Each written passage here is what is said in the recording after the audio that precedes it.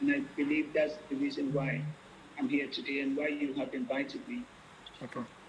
Thank you very much. Can we have your... Unfortunately, um, most of the documents that I was bringing to you had already in Abuja already. I was supposed to just pick them up and come to you, so they will still bring them over to you today.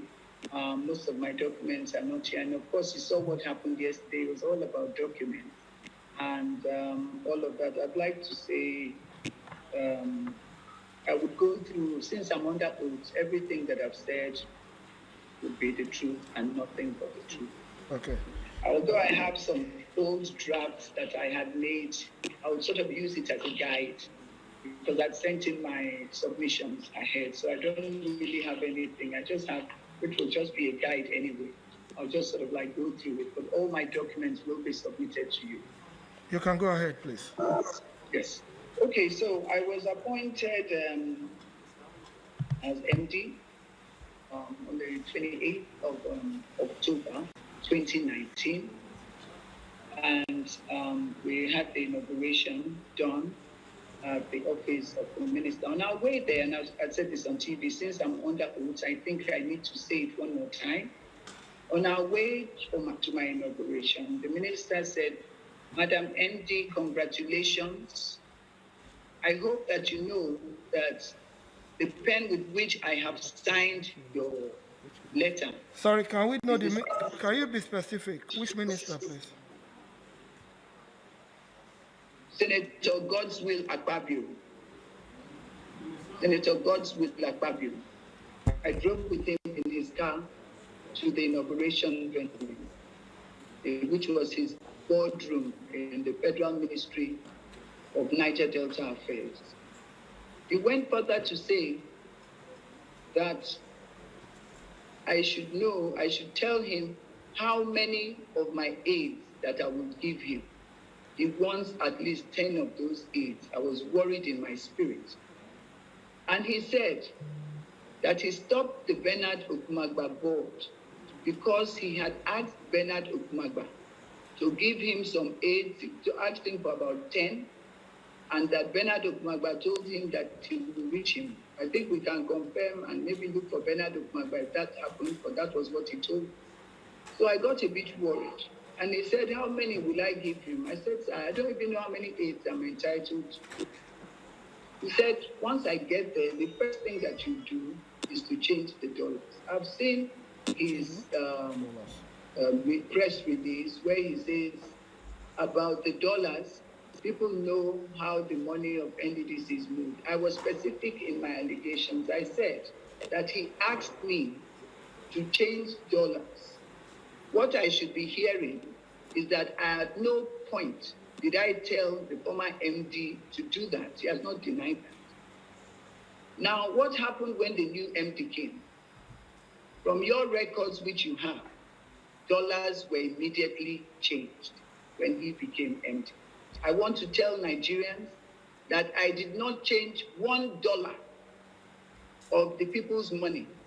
The dollar was intact before I left. I did not spend $1 of Niger Delta people's money. Secondly,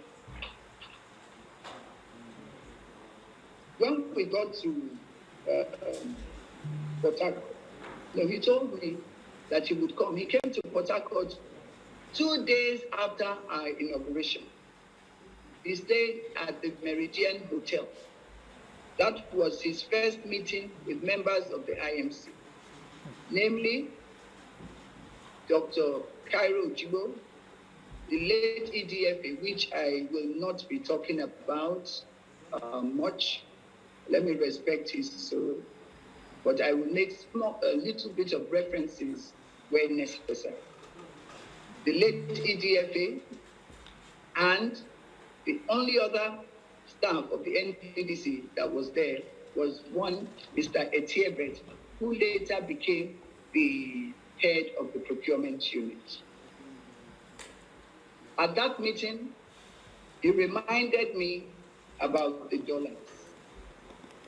Secondly, he told me that he wanted me to send some staff away. They were the ones that spoiled Mrs. Akwagaga, that refused to sign and make certain payments. He does not want them to spoil me, spoil in his words. Thirdly, he said the first thing I would do is to write a letter to him. He gave me the draft, which I'd sent, of course, I showed it on TV the other day, that I should put it on my letterhead. In that letter, I was supposed to be writing that most of the companies that, of course, they had sent up to me those files, that Mr. Senator Wambushi owns the 98 companies. Questions have been asked, and I've seen one of the documents and position of one, a certain Don Kubara, who says that I'm now defending Senator Wambushi.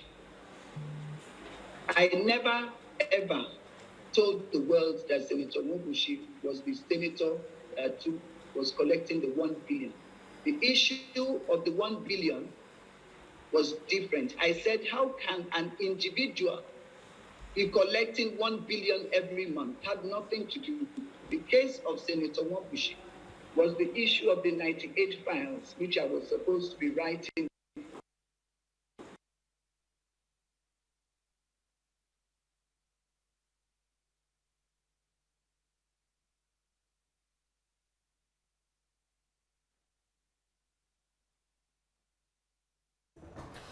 And that's the former managing director of the NDDC, Joy Nunieh, testifying before the House Committee on the Niger Delta development. And that testimony is surrounding the controversies between her and the minister of the NDDC. She said on the controversy surrounding domiciliary account, she stated that she didn't change dollars belonging to the NDDC, but the dollars were changed after she left.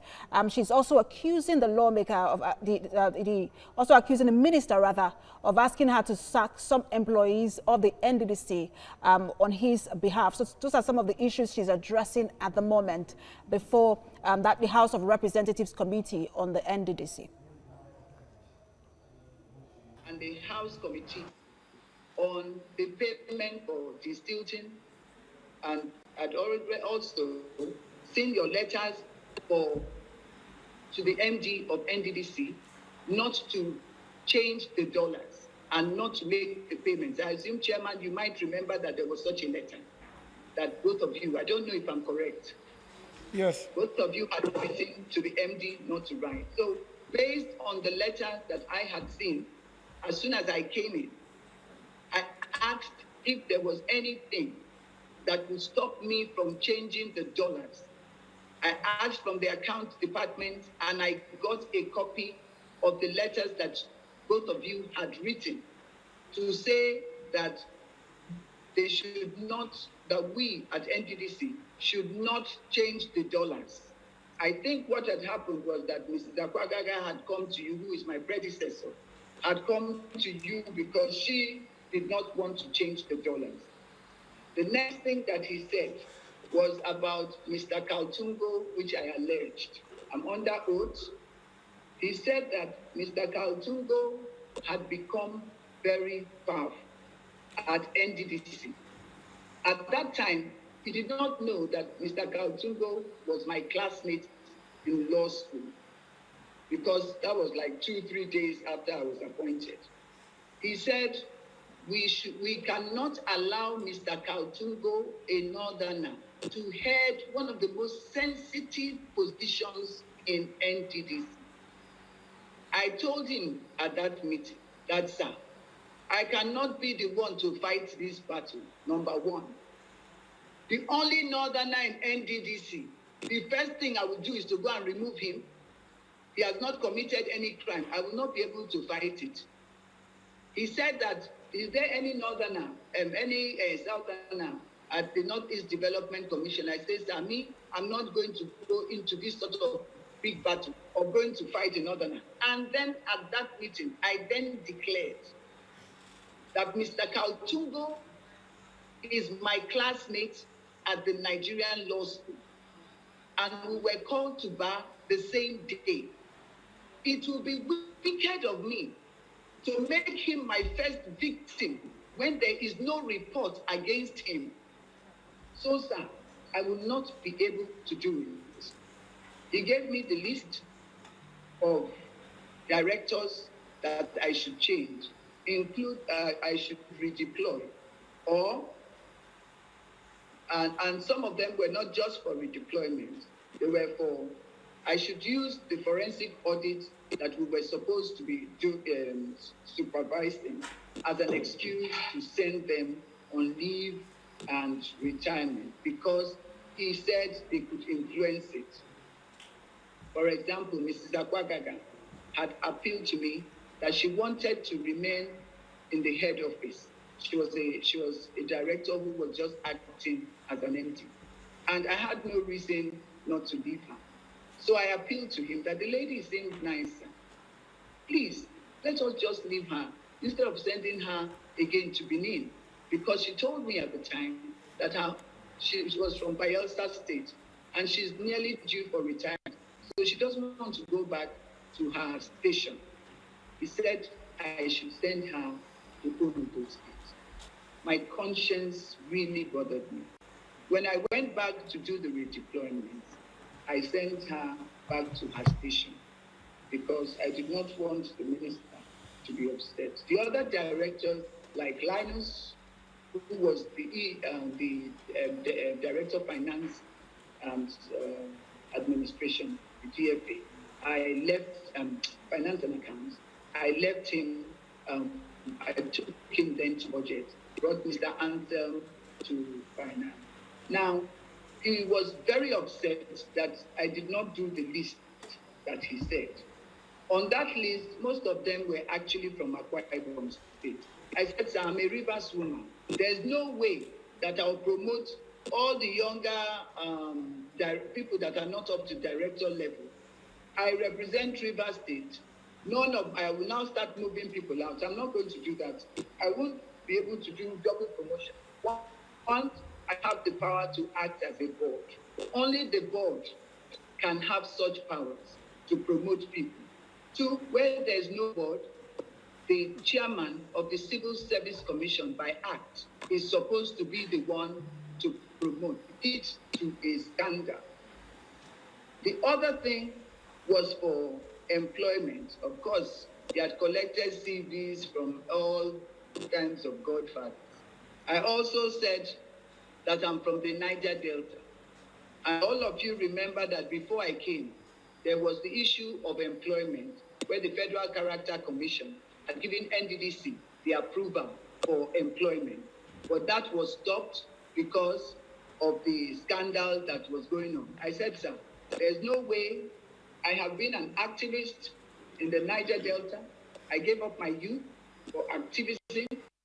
It's written in. So I will not be the one to come to NDDC and then give employment to people outside our zone when our youths don't have employment. So I want to tell the world, I never did any employment. I never gave out a single contract at the NDDC. I never gave out a single contract.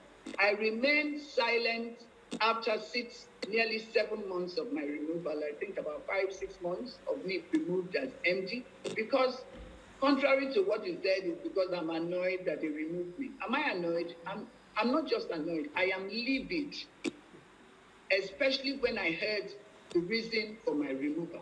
And I'm so happy. I want to thank Senator Akpabio for giving me a good testimonial that I am not corrupt.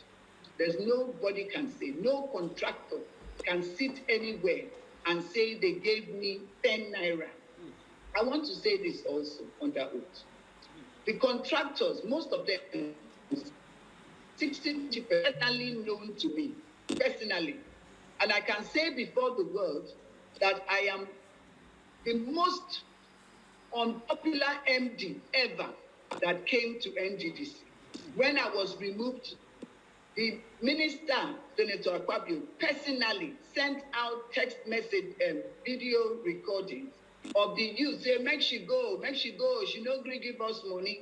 That was a testimonial that the money of the people of the Niger Delta is blood money. I refuse to touch it. So even when my friends were contractors, even when they claimed that their monies were being owed, I hardened my heart. My instruction was everybody go and finish your job. Now, everybody will bear me testimony that contractors went back to site. Everybody saw contractors go back to site. I was empty. I had the privilege of seeing all the videos.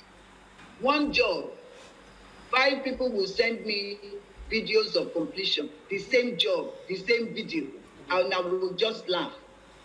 The problem that you're investigating today have 3 major groups that are responsible for the things that have gone on in the NDDC. One group is the management, which is the IMC. Everybody against the IMC. The second group is the staff of NDDC. And the third group, which I will start with, is the people of the Niger Delta. This story that we're all calling embarrassing cannot be complete without saying that the people of the Niger Delta region are responsible for what has happened and the fraud and corruption that has taken place in NDDC. Why do I say that? I'm speaking from personal experience as one who has been in NDDC. As soon as an MD is appointed, people begin to rejoice and celebrate, not because they want you to do the right thing, not because they're interested in the development of the Niger Delta. They believe that it is now their turn to eat out of the national cake. So what you hear, what did she do for you? What did you do for me? She didn't give me money. You didn't give me contract. They are not interested in anything. All they wanted were like palliatives. That is why, for those who didn't harden their heart like me, they fell for these palliative matters. They started giving out. But I was strong because I always remember the case of Gani Fawehinmi. Gani Fawehinmi fought for the masses of this country. When he said he wanted to contest an election, they were not there for him. So I remember that I needed to stand properly so that I can write my name in gold. Dr. Joy Nunieh. The second class is the staff. Doctor. The staff of NDDC are from the Niger Delta region. The contracts that have been awarded are from their communities. When I was appointed, I went from office to office. I sat in their offices. I told them, you people are responsible for what has gone wrong in the zone. All the staff have in their wards or in their local government projects. If every staff of NDDC takes up the project in their local government, ensures that they're well done, we will not have these issues. Thirdly, the IMC. In my experience, which I want to talk about, the first time in the history of NDDC, no palliatives were given. I did not give out Christmas palliative. I was under pressure to bring 10 billion, 1 billion per state. I refused. The youths were calling me, Madam, things are very difficult. Things are very difficult. I said, the day I give you people this money, you know I have started collecting your money. I never gave any Christmas bonus palliative during my time. For the first time in the history of NDDC, NDDC worked throughout December. There was no break except on public holidays. One of the things I also ensured is that the youths went back to the communities to walk through the CDCs. When I was MD, nobody saw any youth hanging outside the gates of NDDC. No youth stayed there. Because we were trying to ensure that the youths go back to work. Doctor, can you hear me, please? Yes. Yeah, I would want us to address issues, if you don't mind.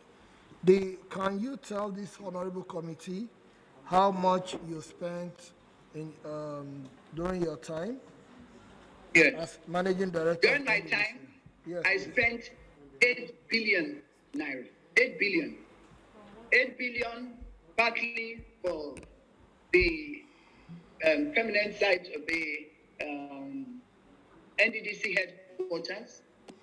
We spent for the 2 bridges in Anthony. I'm not from Anthony, but when I went to Anthony, I've also sent the videos to you. When myself, the ED. The 8 billion was from when to when?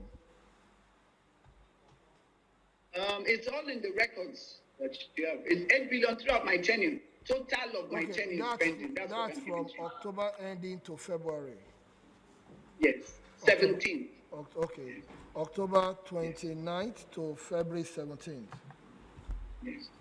Okay. Yeah. Okay.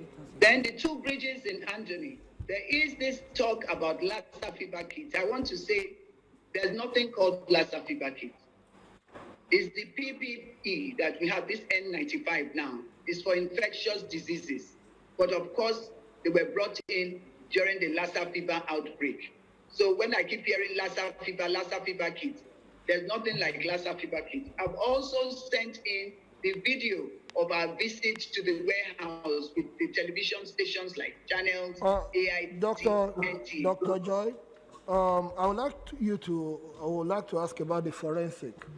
You were brought in by the president precisely to conduct the forensic exercise of NDDC activities between year 2000 to 2019. Can you tell us how the process that took place in the procurement of the lead consultant and the status of the forensic as at when you left? Okay. First, I'd like to just remind you that the president had written a letter to the National Assembly appointing the forensic and suspending the appointment of the board, Bernard Magbaleko. And in that letter, which you have it anyway, the president said that he was appointing the IMC to supervise the forensic audit. That was the reason that he was bringing in the IMC. Now, what happened? What I met wasn't exactly what was going on. The minister Akpabio insisted that he will supervise the forensic audit. I reminded him and showed him the letter that the president had written. There's no way that we can send the money that is in our budget. Number one, he requested that the president, in his memo to the president, he requested that the money for the funding of the forensic audit be gotten from the service-wide books.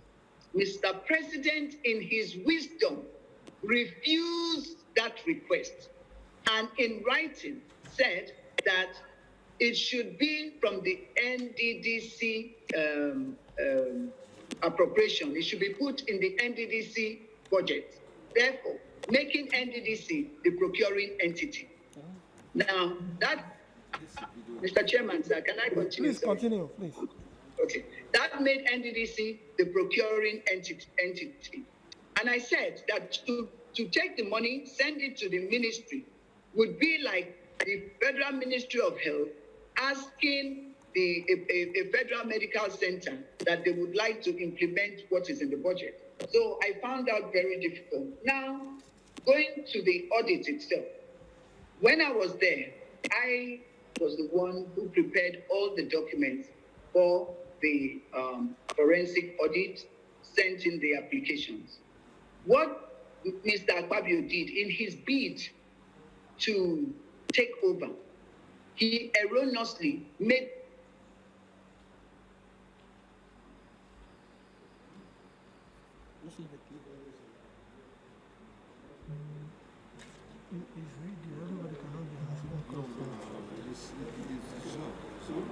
technical assistant. Look at him.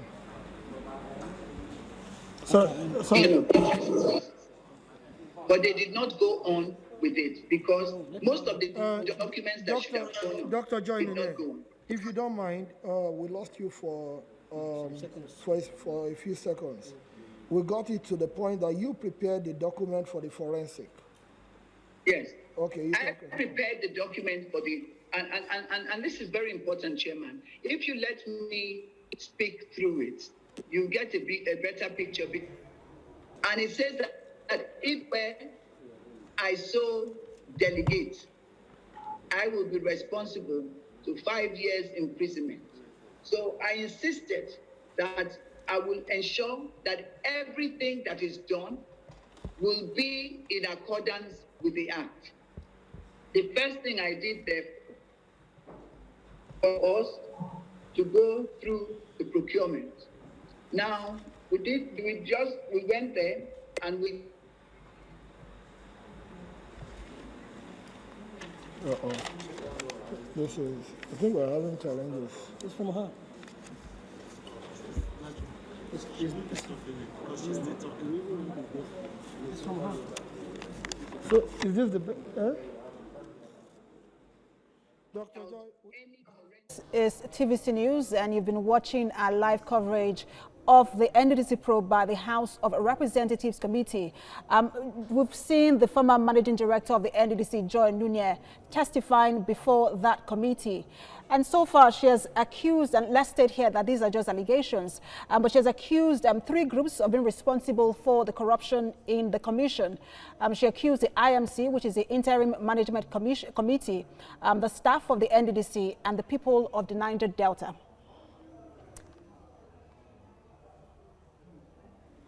All right, let's listen in for more of her testimony. Any illegality, and I did not want the forensic audit to be discredited. I ensured, with the help of real big consultants, to help me come up with the terms of reference for these auditors. The lead consultant everyone is talking about is not the forensic auditor. He does not have a lot. Only the other forensic auditors. I'm just taking through so that you can understand yourself. The role of the lead consultant is to gather, when all the forensic auditors have gotten all the data and all the reports from field, they will put it together and then give it to the lead consultant, who will do the reporting, the conclusion, putting it together. That's just his role. He is not the one going to carry out any forensic audit. Now, let me look at the case of the forensic auditor. This Bashir and Co., I'm sure they met up with all their taxes and all, but I do not know if they have ever carried out a forensic audit. So I will be asking to tell them to give you evidence that they have ever carried out a forensic audit before, in accordance with the provisions of the Public Procurement Act, which requires that for any consultant contractor, they must show evidence that in the past 3 years or thereabout, they have carried out that. Second issue with the lead consultant. In our document, which is with the BPP, we said that within 90 days of their receiving reports from the forensic auditors, then they would now come up with a report. So as far as I'm concerned, they cannot have any report. Now, have they been procured themselves? The lead consultant. Can I now stand before this committee to say that the lead consultant has been procured? My answer would be no. Why not? It is true that a certificate, a due process certificate of no objection, was indeed given to the NDDC for the procurement of the lead consultant. However, and I believe, which I would ask, that the BPP has stated clearly that it was based, and the certificate shows, which I have sent to you, of course, that certificate of it, that due process certificate of no objection, says source of funding. You remember that you cannot give any approval, you cannot procure any consultant where the National Assembly, it is a criminal offense to procure any consultant without the appropriation made by the National Assembly. In this case, because it will be anticipatory budgeting. In this case, has the National Assembly appropriated funds as stated on the due process certificate of no objection for 2020 budget? There is no appropriation. The 2020 budget has not even been considered, it has not even been discussed, not to mention being passed. Now, when I said in my press briefing that the 2020 budget had not been passed, they ran before you people on Friday or Monday sometime, some days ago, and they could not defend the budget. Therefore, the world will agree with me that the 2020 budget is not passed. Secondly, though they do have an approval, and that is why I said I refused to go before FEC, which is one of the issues of insubordination, because the Act says that if I commit any offense, 5 years imprisonment without an option of fine. So, in going to FEC, it will mean that I intentionally went there to obtain an approval under false pretenses, knowing that the 2020 budget had not been passed, and also knowing that it was criminal and anticipatory, which I want to say was one of the reasons why Obasanjo got the Public Procurement Act enacted. Now, in getting that Public Procurement Act, the World Bank consultants who did that, who came up with a report on fraud, which is part of this, on procurement activity. In their report, they stated that out of every 100 kobo that the federal government lost in corruption, 60% and 60 kobo was from procurement fraud. They therefore asked that immediately the National Assembly must enact a procurement act. And there was no statute for that before now. So now that is your own act, an act of the National Assembly. So we must ensure that that act is being implemented properly to help us check the fraud in Nigeria. Therefore, it is right that we get the National Procurement Council established immediately to be chaired by the Minister of Finance, the Minister of Justice, and Attorney General is also a member. The MPA, there's a list in the Procurement Act. That is what will give credit. Now, let me tell you what would have happened if the National Procurement Council is there. In going to apply for an approval for the procurement of the lead council, they would have found out that it was wrong because it was clearly stated that it should be from the 2020 budget. Now, that approval cannot even apply until the 2020 budget is passed. Therefore, that position of the lead council is a nullity by law. Okay. So there is no lead council as far as we're concerned, because that contract doesn't exist until the 2020. However, they have said that they have paid the lead consultant. And in paying that lead consultant, my own recommendation would be that he returns the money until the budget has been passed and he has shown evidence. Okay, Dr. Nunieh. The second, no, Mr. Chairman. The issue is that everybody in Nigeria has been deceived that the procurement is going on. Now, it's very, that the forensic audit is going on. It's a major issue.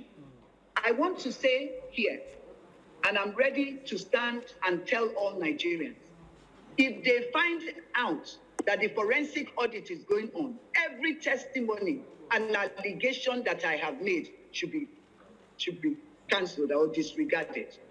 There is no forensic audit going on. Why? Very recently, and I've submitted that to you, and I think DPP has come to testify, they got a certificate of no objection for the procurement of the forensic auditors. These forensic auditors are the ones that are supposed to be carrying out the forensic audit. In that list, there is no auditing firm in Nigeria that is of big repute that is there. The list, the names of those on that list are the following. 1 minute. Because it's in the document that I've sent to Abuja, I had to tell them to please help me check and get the list of that. The companies, the 9 companies on that list are Emma and Young, GE Osage and Co, Sonny Okun and Co, Abuchi E.O. Egweji and Co, Alliance Consulting and Digital Solutions, Sada Idris and Co, E-Field Associate Services, 8, Discovery Cycle Professionals, 9, BBC Professional. None of our major auditing firms in Nigeria is on that list. Yet we have been told several times that internationally reputable lists are on that list. There's none. That is 1. 2, can I say that the forensic auditors have been procured? My answer is no. Getting that certificate of no objection, it's highly defective. The certificate itself, I would cancel it right away. In the source of funding, BPP failed, refused, and neglected to state the appropriation where the funding of these forensic auditors will be gotten from. So they did not say which budget. What you see on that certificate of no objection is the amount, the cost. Where they're getting it from is not there. However, let us assume that they just put the amount. The next question would be, has it been approved by the Federal Executive Council? No, it hasn't. Does NDDC have an existing budget? No, they don't. Their budget elapsed, I think, 31st of May or thereabouts. I'm not sure which time it expired. But right now, there's no budget. So this is for the change because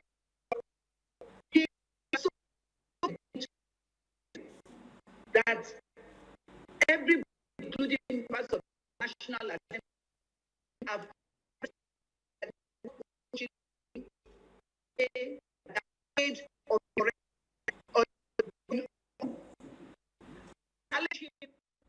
before the House of Representatives Committee on the Niger Delta, NDDC rather, and she continues to raise issues around the controversy surrounding the NDDC.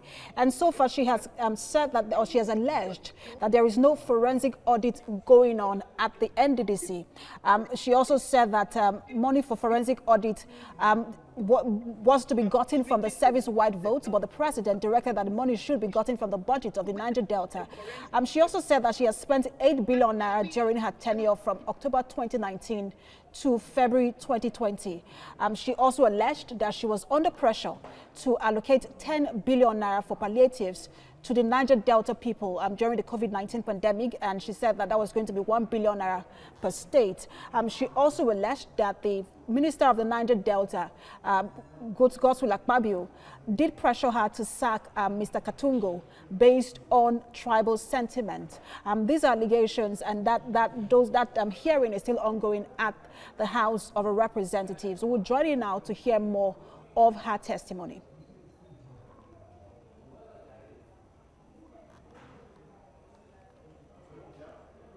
All right, so she's also talked about how... for Mr. President in his anti-corruption role. Okay. For Mr. President in his anti-corruption role. All right, you're still watching TVC News, and just like we stated earlier, that's the former managing director of the NDDC speaking before the House of Representatives Committee on the NDDC. And let's give you a quick recap of some of the allegations she has stated so far. She said that the former managing director of on the controversy surrounding domiciliary account, that she didn't change dollars belonging to the NDDC, that the dollars were changed after she left. Now, she accused, or she alleged that the minister asked her to sack some employees of the NDDC. She also said that the minister asked her to fire a top director at the NDDC, in the person of Mr. Katungo. So those are some of the allegations she has stated so far. We'll join in now for more of her testimony. We paid directly to them, NTA, and all of that. Part of the things that against me for insubordination was that I refused to carry out a verification exercise in the 9 states. All Nigerian contractors will bear me witness that the verification exercises took place in the 9 Niger Delta states. I did not need to give anybody 600 and something million naira for anything. The verification exercises took place. Now, the chairman of that, this is important. The chairman, I appointed and inaugurated the project verification committee. In the memo against me, they said that I chose to set up a committee made up of nearly 100 people. Yes, we did. We sent them to different states, our staff, to go and carry out those. The chairman of that committee was Dr. Cairo. He had nominated Mr. Eyoite as one of the nominees, one of his nominees on the committee. And I said, you can't, because Mr. Eyoite cannot be a judge in his own case, even though the minister asked you to put him on. Why? Because he was the one responsible for emergency contract awards. And so we could not send him. There's a letter which I've also sent to you on that was sent to him. This verification exercise, the next day, Dr. Cairo never participated in that exercise.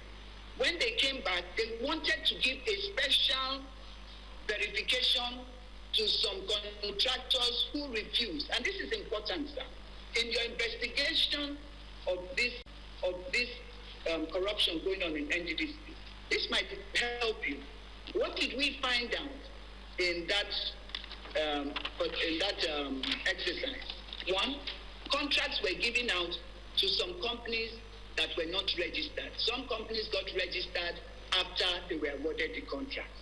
Two, in some cases, contracts were awarded before the designs were given.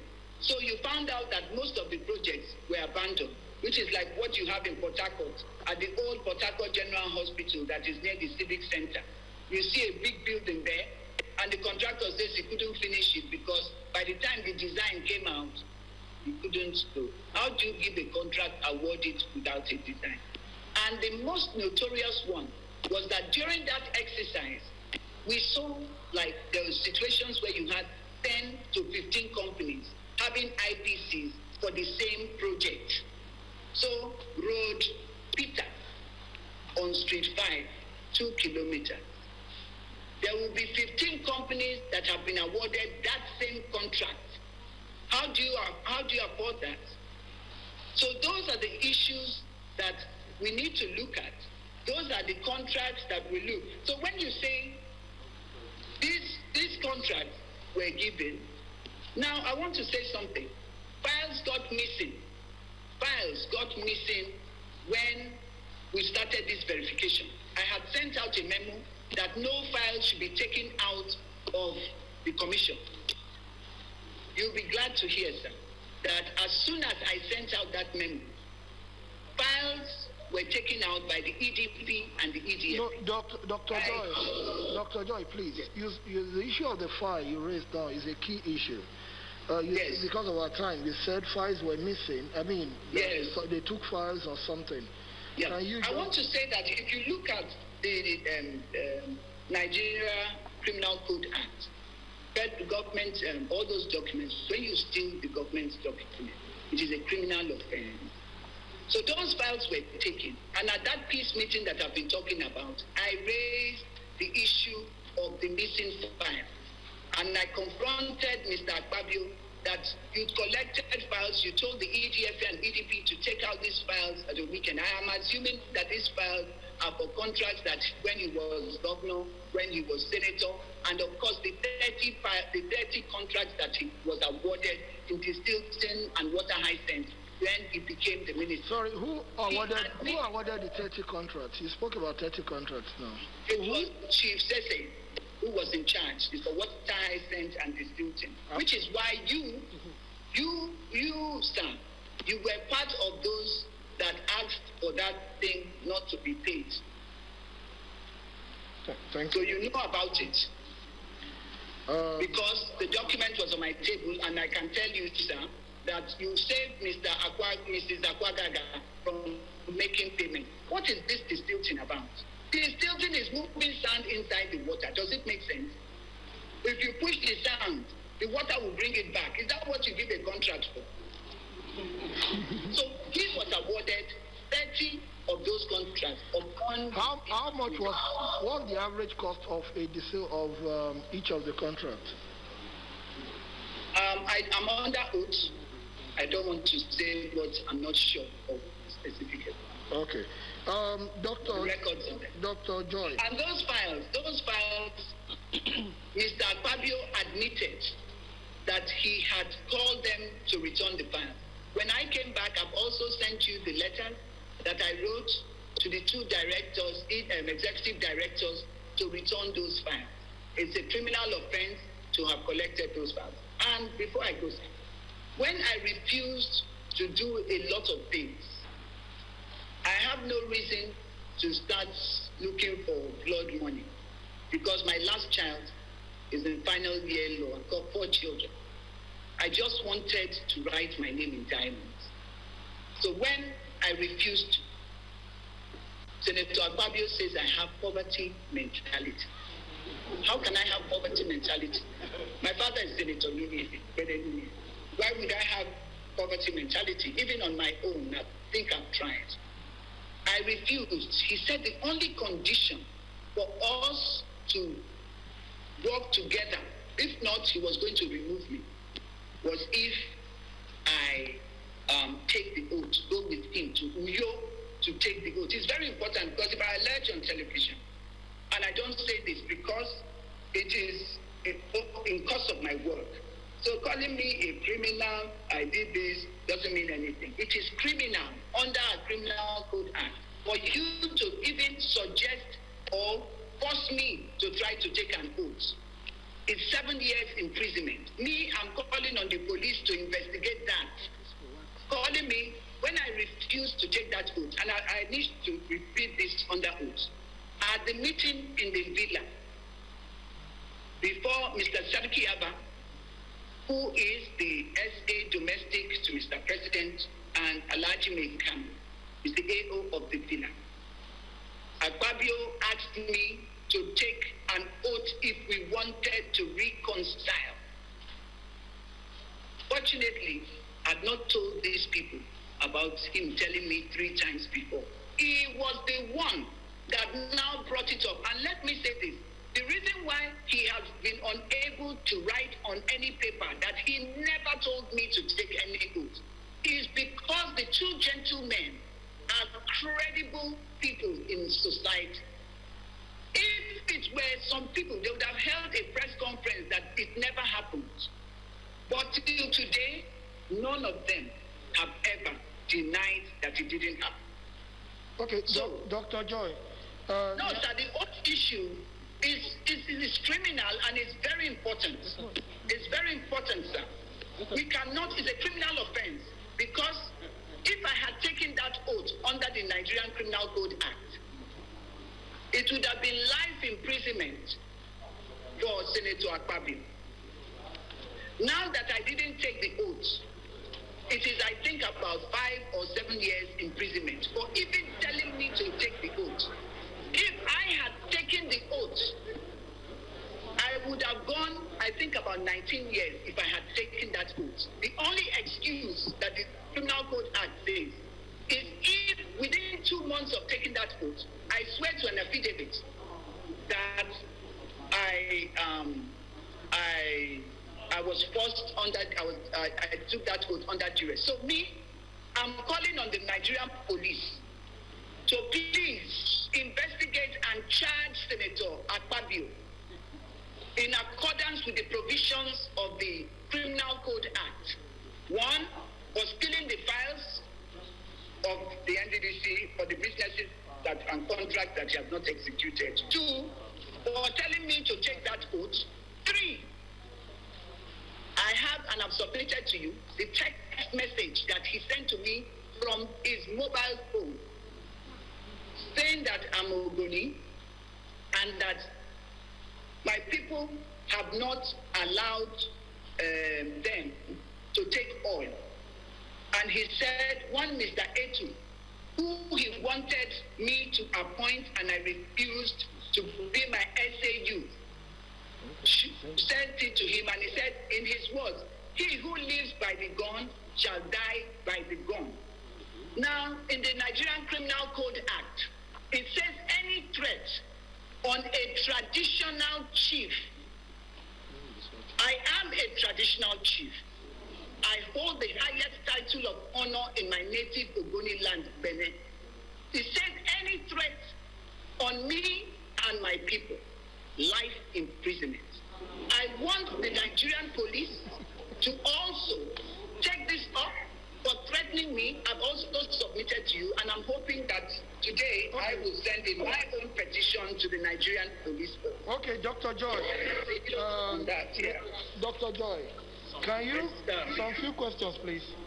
Can you confirm to Nigerians, can you confirm to this honorable committee that in your tenure, you spent only 8 billion naira, as you said? Because from the Central Bank of Nigeria statement and the statement from the Accountant General of the Federation, what we have as expenditure till date from your time as IMC is 81.5 billion. So are you saying of this 81.5 billion naira, 8 billion was what you spent? Yes. 8 billion on the 2 bridges, on the medical equipment, which I handed directly over to the governors. I did not pay for the drips and all of those ones that had expired. In fact, the governor of Edo State nearly rejected some of the medical equipment. And I want to say this, and it's very, very important. I submitted that to you.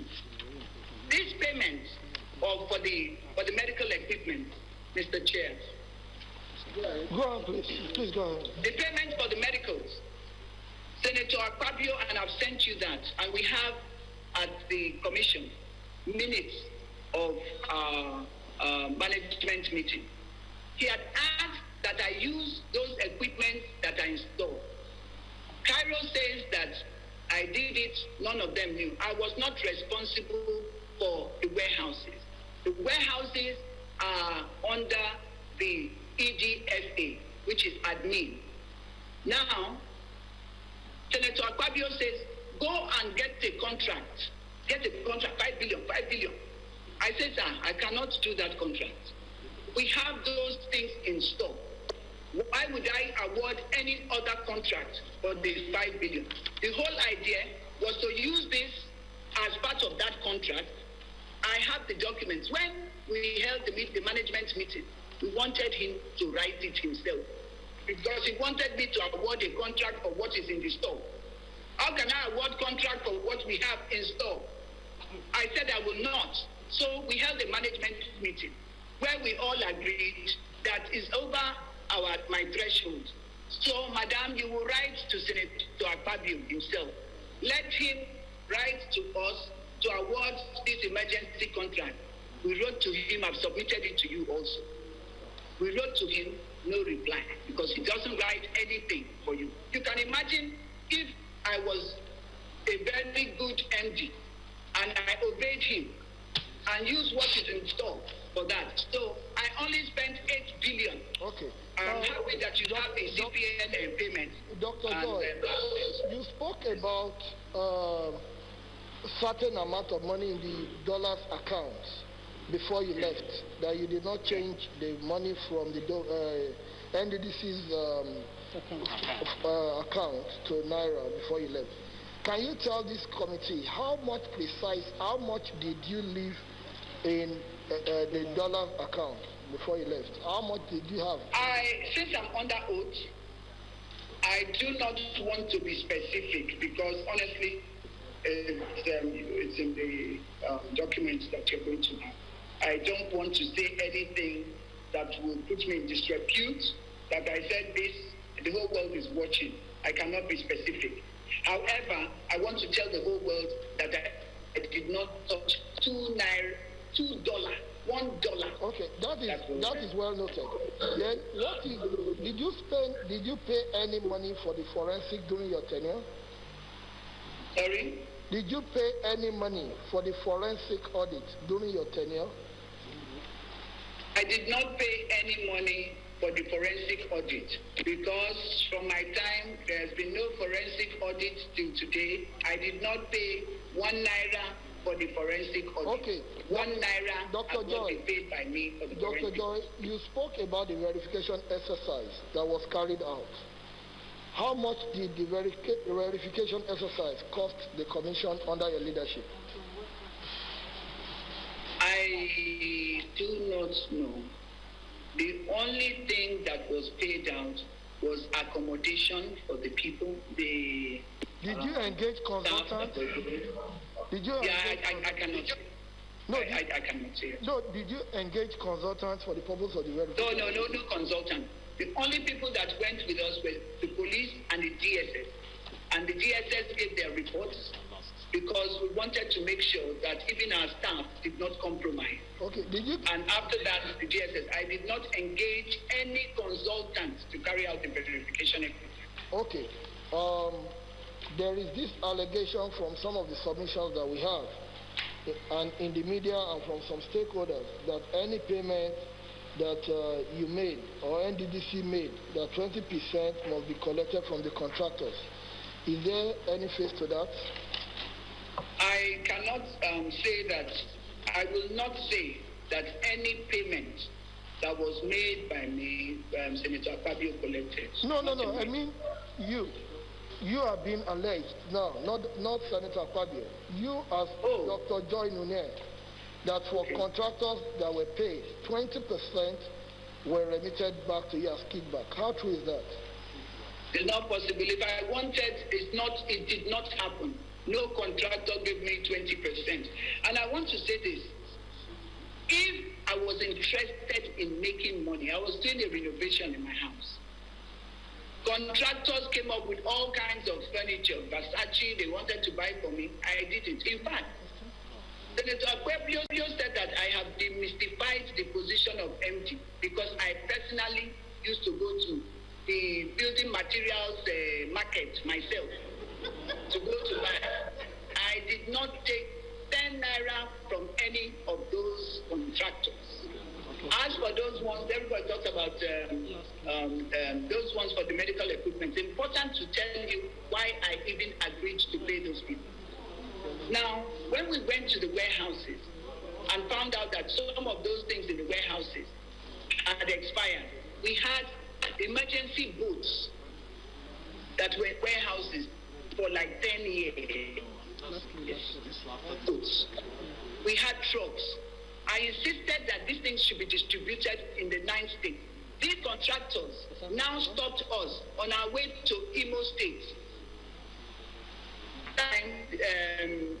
The governor of Imo was Emeka Ihedion. They stopped us that money from distributing. We are giving the one for Rivers State, we are giving the one for Abia. When we were going in there, these contractors, I only know one of the contractors. I only know only one of those contractors.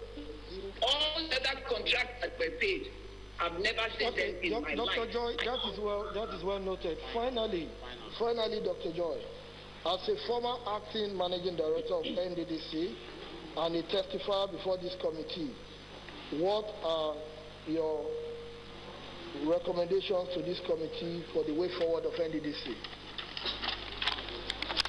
Well, firstly, I would like to see the forensic audit really take place.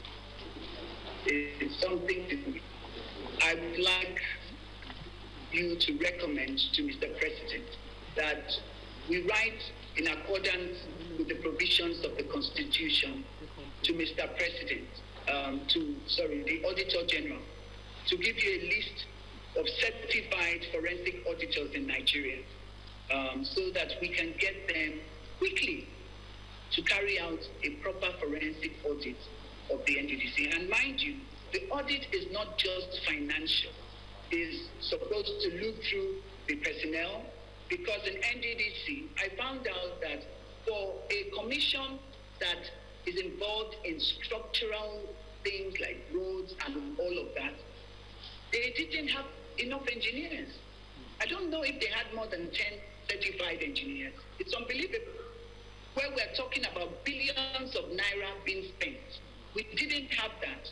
So we have to look at a staff audit as well. It's very important. The staff audit to put square pegs into square holes. Secondly, my recommendation is that Mr. President should please ask or direct the immediate establishment of the National Procurement Council. Emergency. That is the first thing, even before we talk about the forensic audits. That would help Nigeria save so much money in terms of fraud and corruption in its ministries or commissions.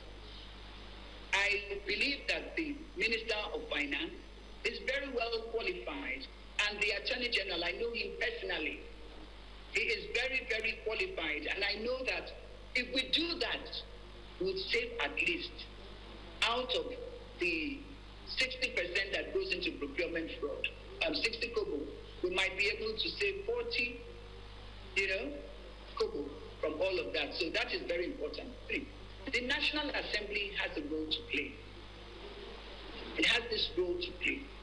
Your oversight functions would have to be, you have to help the new managements that would come in. You need to supervise them and make sure they act only in accordance with the laws. I give you an example.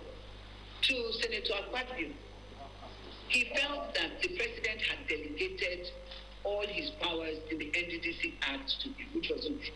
The president only delegated one power, which is over policy. But he felt that he also had the power of the board. You heard him on Arise saying most of these directors that he removed, they are very lucky. They are still there. They are paying them even if they are on leave.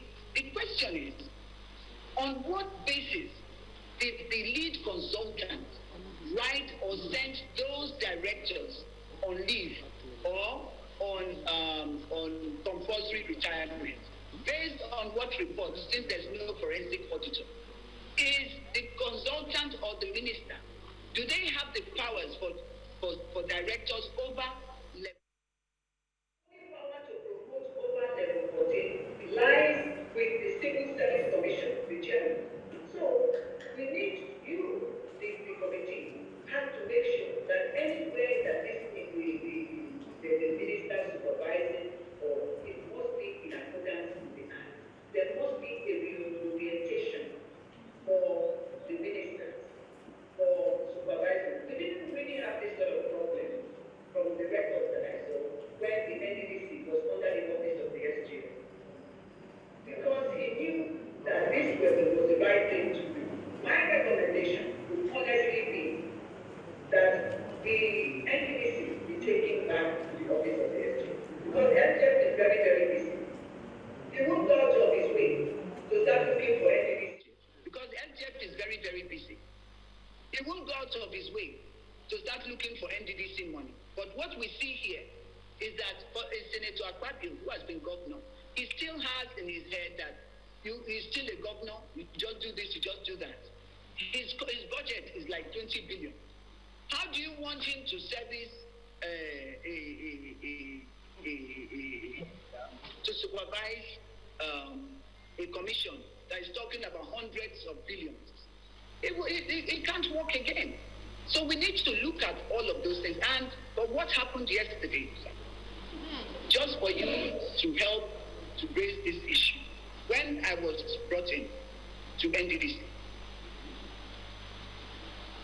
and at NDDC, I want to make this clear. Senator Akpabio, when he saw that I was not cooperating, refused for them to give me an official vehicle. I want to say before Nigerians, I didn't have an official vehicle. When I first came in, there were 2 bulletproof cars that I was using. On one of my trips to Abuja, and this is for my security, that's what I'm saying, a gentleman met me at the airport, said, Madam, you don't know me. I said, I'm one of your contractors. I said, how are you? And he said, I'm the one that gave you the car that you are using. I said, what? Using a contractor's car? And I'm supposed to superintend over a forensic audit? I called Senator Akpabio. I said, sir, you won't believe that car that I'm using, I thought it was from the commission, that it belongs to so and so. He said, no, don't worry, the man is a very good man. I asked him to. I just kept quiet. When I got back to Port Harcourt, I returned the car. The second car to this day from another contractor is still at the mechanics. In fact, after what happened yesterday, I've asked them to go and collect it so that I can keep it safely in case they ask and they don't say because I wrecked the car. I returned both cars. Now, the police that were my police orders, they were sent to my office by Akpabio's former ADC when he was governor of Akwa Ibom State. I didn't know that. So, if I went to Peter's house, if it's a perceived enemy of Senator Akpabio, he will be told that I am right now in Peter's house. I give you an example. I went to see Mrs. Silva, who has been my longtime friend for over 20 years. Senator Akpabio said, yes, you went to see Mrs. Silva. Do you know the husband said this are fake and that? You must not go there again. I was at the airport. They told me, one Takuku's driver told me that, madam, Mrs. Amechi is inside the airport. I walk in to go and greet Mrs. Amechi. Before I get to the gate, Senator Akpabio calls me, yes, you went to have a meeting with Mrs. Amechi because you want to plan against my presidential. I was being monitored. Now, 3 of the police people that came yesterday were 3 that was working with me in NDDC. So, what happened yesterday? The NDDC obviously wasn't. Everyone has said they didn't know. I hear they say I'm a criminal. That's why they badged in like that to come to pick me up. But I'm very grateful. I'm very, very grateful because this is the modus operandi that happened in Akwa Ibom State. So, Nigerians must please. Dr. Joy, thank you. Thank you very much for your time. We've taken your testimony. We'll wait for the hard copy of your presentation to enable us to work further on it. Thank you very much. Thank you. Thank you very much.